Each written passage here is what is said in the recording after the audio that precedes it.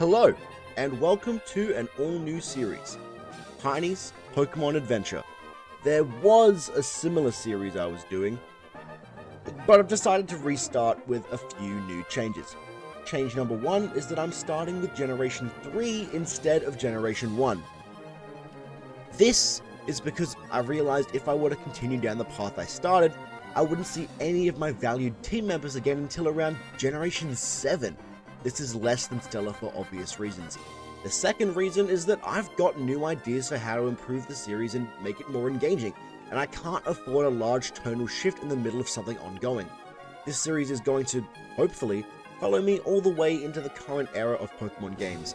I aim to catch every Pokemon, obtain every badge, beat every Pokemon League, and accomplish plenty of side missions along the way.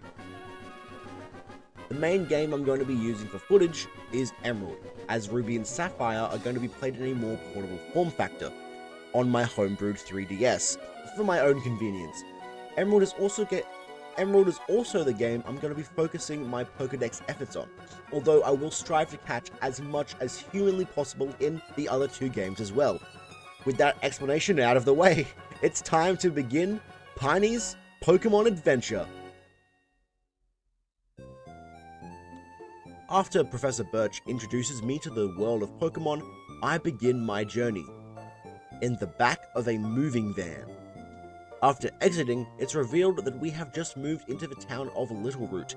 Inside the house are Vigoroth moving our furniture.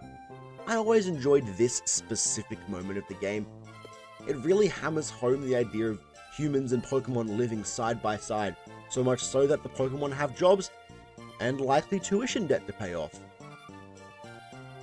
I head up to my room to set the time, play on my Orange Spice GameCube. Wow man, May doesn't even know how good she has it. I also retrieve the free potion from the PC because we are so going to need it. As I return downstairs, Mum brings me to the TV. My dad, Norman, has moved us all here to pursue his job as a gym leader for the Petalburg gym. And he was on TV just now. But we missed him. Oh well, there's another kid my age next door and I'm going to introduce myself. After touching Brendan's Pokeball without asking, he offers to catch me a Pokemon, but remembers that he has to help his dad. This is fine, because in a very funny turn of events, I end up helping his dad, who is also Professor Birch. Birch is chased by wild Pokemon, and it is up to me, a child, to save his sorry butt.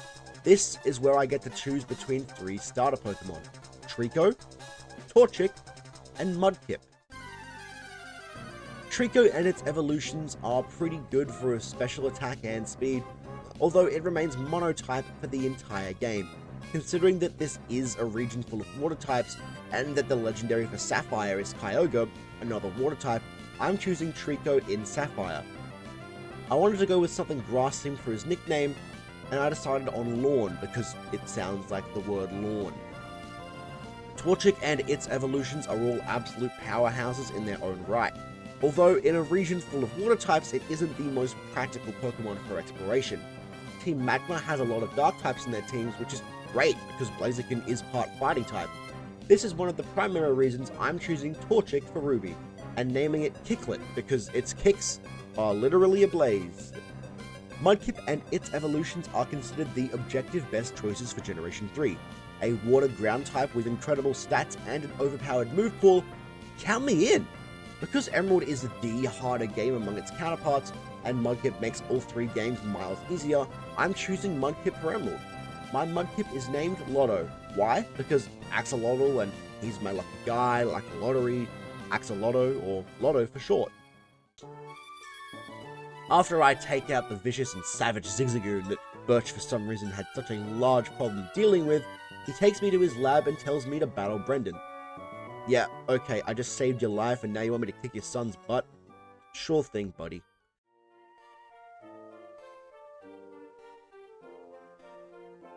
Making my way through Oldale Town, I pick up the free potion from the Pokemart salesman before heading north to kick some Nepo baby butt. I'm up the floor with Brendan also, and Birch gives me a Pokedex and Pokeballs. My mum also gives me running shoes, which are great for not playing the game at an absolute snail's pace. It's time to catch Pokemon en masse. Zigzagoon, Wurmple, Wingull, and Poochyena make their way into my Pokedex. Poochyena being added to my Emerald team by the name of Saber, after my real name dog whom I love very much, Wingull being added to my Sapphire team and named Swooper, and Zigzagoon being added to my Ruby team and named Snatcher. Route 102 comes next, and after wiping out all the trainers, I begin hunting for the few Pokemon here I need. Lotad in Emerald and Sapphire, easy enough. Seedot in Ruby, also easy enough. But routes? That was an entirely different story. I blew my shot at the first one I encountered, so I had to spend an ungodly amount of time running back and forth trying to find one more freaking routes. I trampled the same spot so much, I'm shocked there was still grass there by the time I was done. My Mudkip is already leveled up to the point where it can take on the gym leader. That's how long it took. I finally catch one and name it Abagnale, after Frank Abagnale, who was somehow easier to find than this godforsaken, overglorified Abra. When it came to the other two games, I didn't mess around.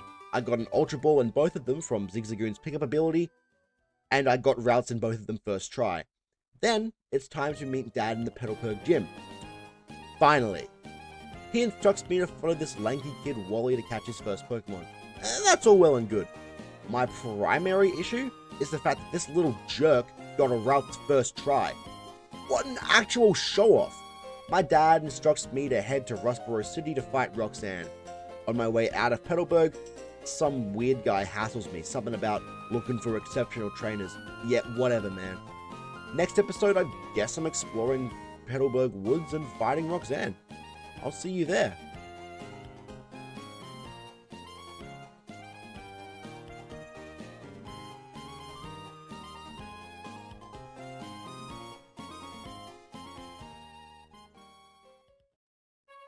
Postscript!